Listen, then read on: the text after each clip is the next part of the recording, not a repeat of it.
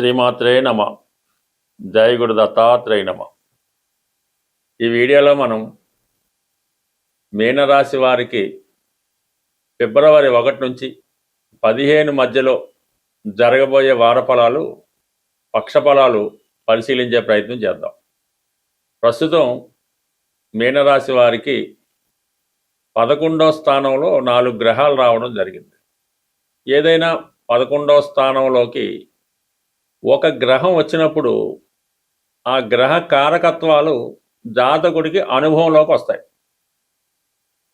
అయితే 4 గ్రహాలు వచ్చినప్పుడు అవి పరస్పరం మిత్రగ్రహాలు అయితే ఆ ఫలితం జాతకుడికి ఫేవర్గా ఉంటుంది. పరస్పరం శత్రుగ్రహాలు అయినప్పుడు అన్ఫేవర్గా ఉంటుంది అన్నమాట. సో ఈ విధంగా మరి జాతకుడికి 4 గ్రహాల్లో ప్రధానంగా శుక్రగ్రహం ఈ ఫిబ్రవరి 5వ తారీఖు వరకు లాభస్థానంలో ఉంటాడు. తృతీయ అష్టమాధిపతిగా లాభస్థానంలో ఉంటూ ఆకస్మిక ధనలాభాన్ని కలిగిస్తాడు. అలాగే గతంలో పరిచయం ఉన్నటువంటి ఒక స్త్రీ మీకు మీ జీవితంలో మళ్ళా తిరిగి ఎంటర్ అవ్వడం జరుగుతుంది. అంటే బాగా హోదా కలిగినటువంటి అధికార హోదా అవ్వచ్చు, రాజకీయ హోదా అవ్వచ్చు, చాలా కమాండింగ్గా డామినేటెడ్గా ఉన్నటువంటి ఒక స్త్రీ మీ జీవితంలో ప్రవేశించడం జరుగుతూ ఉంటుంది. ఆమె మీ జీవితాన్ని కమాండ్ చేయడం జరుగుతుంది. కొన్ని సందర్భాల్లో అది భార్య అవ్వచ్చు, లేదంటే మీ యొక్క మిగతా కుటుంబ సభ్యులైన స్త్రీ సంతానం లాంటి వాళ్ళు మిమ్మల్ని మంచి మార్గంలో పెట్టే ప్రయత్నం చేయడం జరుగుతూ ఉంటుంది. తర్వాత ఈ ఫిబ్రవరి 5 తర్వాత శుక్రుడు 12వ స్థానంలోకి రావడం వల్ల కొంత నష్టం కూడా జరుగుతూ ఉంటుంది. స్త్రీ వల్ల నష్టం జరగవచ్చు, లేదంటే మీరు గతంలో ఎవరి దగ్గరైనా రుణం చేసి ఉంటే అది తీర్చమని మిమ్మల్ని బలవంతం చేయొచ్చు.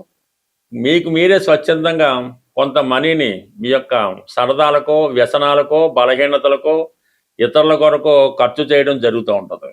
తృతీయాధిపతి కూడా వ్యయంలో ఉండడం వల్ల అక్కజల్లుల వల్ల, అన్నదమ్ముల వల్ల, స్నేహితుల వల్ల, అంటే మీ ఆనందంతో కూడుకున్నదే వాళ్ళందరినీ పిలిచి ఒక భారీ ఎత్తున పెద్ద పార్టీ చేస్తారు.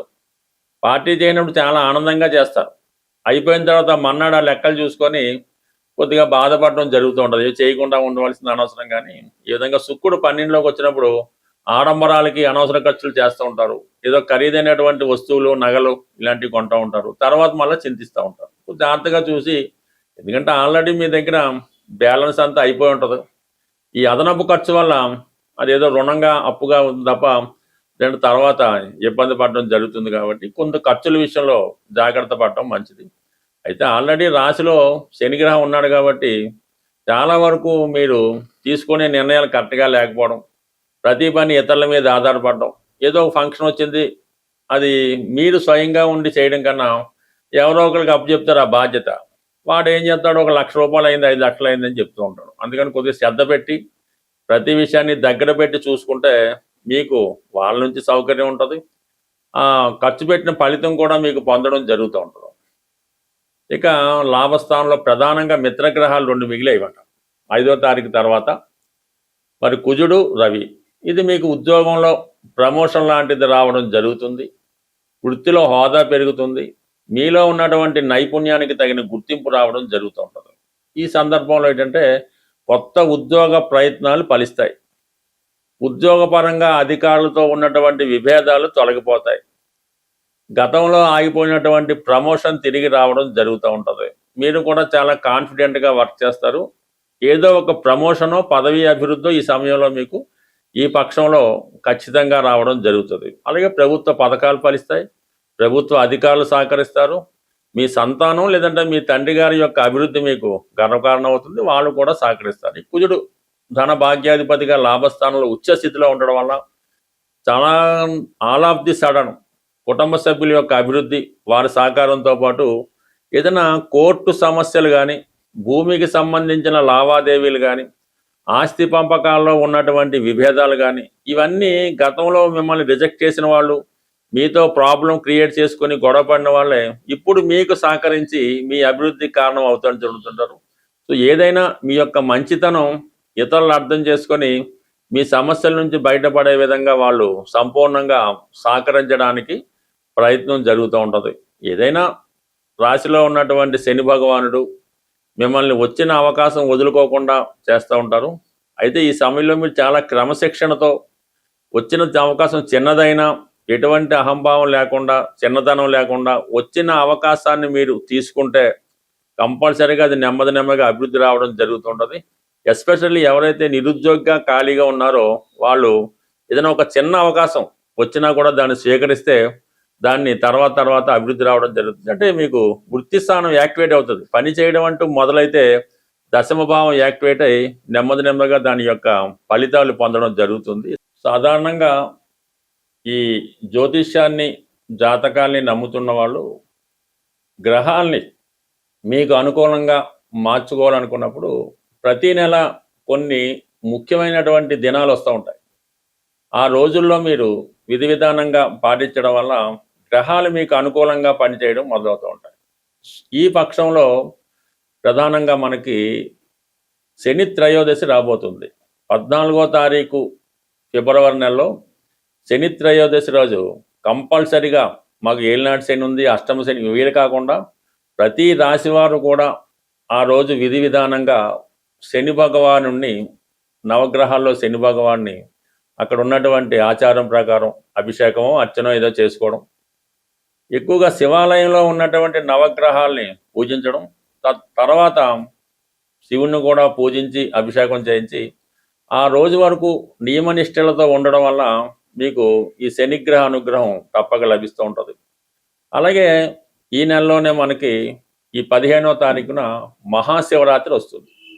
ఆ శివరాత్రి రోజు కూడా మీరు కంప్లీట్గా మీ ఆచార ప్రకారం, మీ గ్రామ ఆచార ప్రకారం జాగరణ అది ఉండి ఆ రోజు శివుణ్ణి దర్శించుకోవడం వల్ల, అంటే ఒక మహాశివరాత్రి రోజు మీరు శివుణ్ణి దర్శించుకుంటే మొత్తం సంవత్సరం అంతా ప్రతిరోజు శివుణ్ణి దర్శించుకుంటే ఎంత ఫలితం వస్తుందో ఒక్క మహాశివరాత్రి రోజు శివుని దర్శించుకుంటే అంత ఫలితం దక్కడం జరుగుతుంది. కాబట్టి కంప్లీట్గా ప్రతి ఒక్కరూ వయసుతో నిమిత్తం లేకుండా ఏదో ఒక దేవాలయంలో, కేవలం పంచారామాలు పెద్ద పెద్ద క్షేత్రాలే కాకుండా సాధారణంగా చిన్న టెంపుల్లో అయినా శివగ్రహం, శివుడి యొక్క ఉంటే అక్కడ శివలింగానికి అర్చన చేసి మీరు దర్శనం చేసుకోవడం వల్ల ఆ ముక్తి లభించే అవకాశం ఉంది. చాలా అభివృద్ధి కూడా కలుగుతూ ఉంటుంది.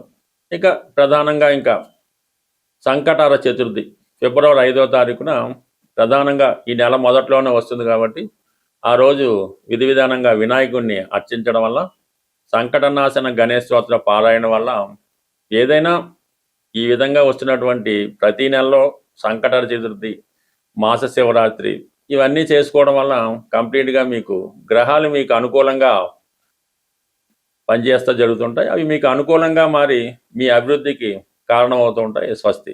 సాధారణంగా ఈ జ్యోతిష్యాన్ని, జాతకాల్ని నమ్ముతున్న వాళ్ళు గ్రహాల్ని మీకు అనుకూలంగా మార్చుకోవాలనుకున్నప్పుడు ప్రతి నెల కొన్ని ముఖ్యమైనటువంటి దినాలు వస్తూ ఉంటాయి.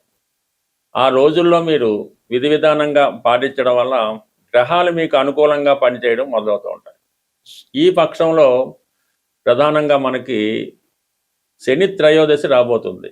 14వ తారీఖు ఫిబ్రవరి నెలలో శని త్రయోదశి రోజు కంపల్సరిగా మాకు ఏలినాటి శని ఉంది, అష్టమ శని, వీలు కాకుండా ప్రతి రాశివారు కూడా ఆ రోజు విధి విధానంగా శని భగవాను నవగ్రహాల్లో శని భగవాన్ని అక్కడ ఉన్నటువంటి ఆచారం ప్రకారం అభిషేకమో అర్చనో ఏదో చేసుకోవడం, ఎక్కువగా శివాలయంలో ఉన్నటువంటి నవగ్రహాల్ని పూజించడం, తర్వాత శివుణ్ణి కూడా పూజించి అభిషేకం చేయించి ఆ రోజు వరకు నియమనిష్టలతో ఉండడం వల్ల మీకు ఈ శనిగ్రహ అనుగ్రహం తప్పక లభిస్తూ ఉంటుంది.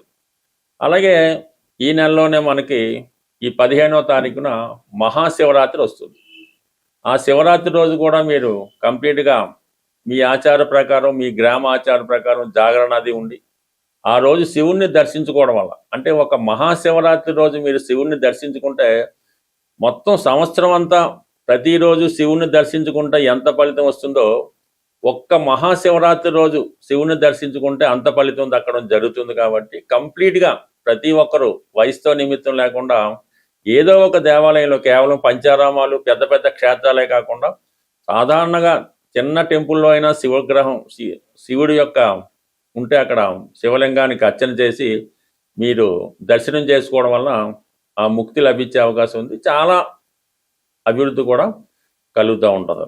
ఇక ప్రధానంగా ఇంకా సంకటహర చతుర్థి ఫిబ్రవరి 5వ తారీఖున ప్రధానంగా ఈ నెల మొదట్లోనే వస్తుంది కాబట్టి ఆ రోజు విధి విధానంగా వినాయకుడిని అర్చించడం వల్ల, సంకటనాశన గణేష్ స్తోత్ర పారాయణ వల్ల ఏదైనా ఈ విధంగా వస్తున్నటువంటి ప్రతి నెలలో సంకటహర చతుర్థి, మాస శివరాత్రి ఇవన్నీ చేసుకోవడం వల్ల కంప్లీట్గా మీకు గ్రహాలు మీకు అనుకూలంగా పనిచేస్తూ జరుగుతుంటాయి. అవి మీకు అనుకూలంగా మారి మీ అభివృద్ధికి కారణమవుతూ ఉంటాయి. స్వస్తి.